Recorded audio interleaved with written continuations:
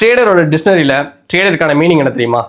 Waiting. 2026ல first trade. நம்ம setup படி நமக்கு என்ட்ரி கிடைக்கிற வரைக்கும் பேஷன்ஸா வெயிட் பண்ண தெரிஞ்சாலே போதும், இங்க நம்ம சக்சஸ் பண்ணிடலாம். இது ஒன் டே மேஜிக் கிடையாது, நம்மளோட ஓடிஎம் ப்ராசஸ். ஸோ டெய்லி பேசிஸ்ல ஓடிஎம் ஸ்டூடெண்ட்ஸ் கூட லைவ்ல நான் ப்ரூவ் பண்ணிட்டு இருக்கேன். Every month 3rd and 17th நம்மளோட ஓடிஎம் பேட்ச் ஸ்டார்ட் ஆகும். ஸோ இன்ட்ரெஸ்டட் பீப்புள் எனக்கு டிஎம் பண்ணுங்க. ஓகே, நம்ம பிளேஸ் பண்ணிக்கிறது வந்து பக்கா conservative entry. We'll see. Then I got my entry. 5% gain so far. Done. 11% gain. 14% gain. 18% so far. 20% gain. 28% so far. 57% so far. ஒன்ஸ்ட் 2 target வந்து reach 40%. So இந்த இடத்துல வந்து மேக்ஸிமம் ஆஃப் குவான்டிட்டி எக்ஸிட் பண்ணிடுங்க. Remaining quantity மட்டும் hold பண்ணிக்கோங்க.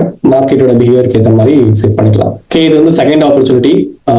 So first trade invest பண்ணவங்க இதை வந்து கன்சிடர் பண்ணலாம். அப்படி இல்லைன்னா ஜஸ்ட் வாட்ச் மட்டும் பண்ணுங்க. ஃபர்ஸ்ட் டைம் என்ட்ரி எடுத்துட்டு மார்க்கெட் வந்து நல்ல மொமெண்டம் கொடுத்துச்சு. இப்போ செகண்ட் டைம் நம்மளோட என்ட்ரி ப்ரைஸை அகெயின் டச் பண்ணிட்டு இப்போ 23% வந்து கெயின் பண்ணியிருக்கு.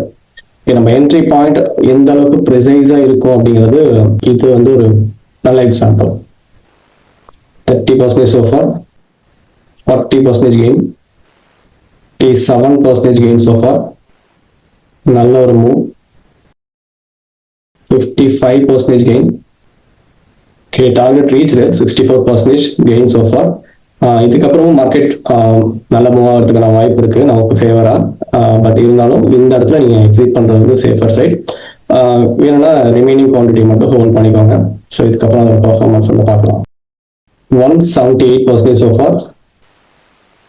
200% gain. ஸோ மார்க்கெட் கொடுக்கக்கூடிய எல்லா பாயிண்ட்ஸையும் நம்ம பிடிக்கணும் அப்படிங்கிற மாதிரி நினைக்கக்கூடாது. நமக்கு தேவை 1:2. நம்ம என்ட்ரி ரொம்பவே ப்ரிசைஸா இருக்கும். அதுலேருந்து 1:2 புக் பண்ணாலே மோர் எனஃப்.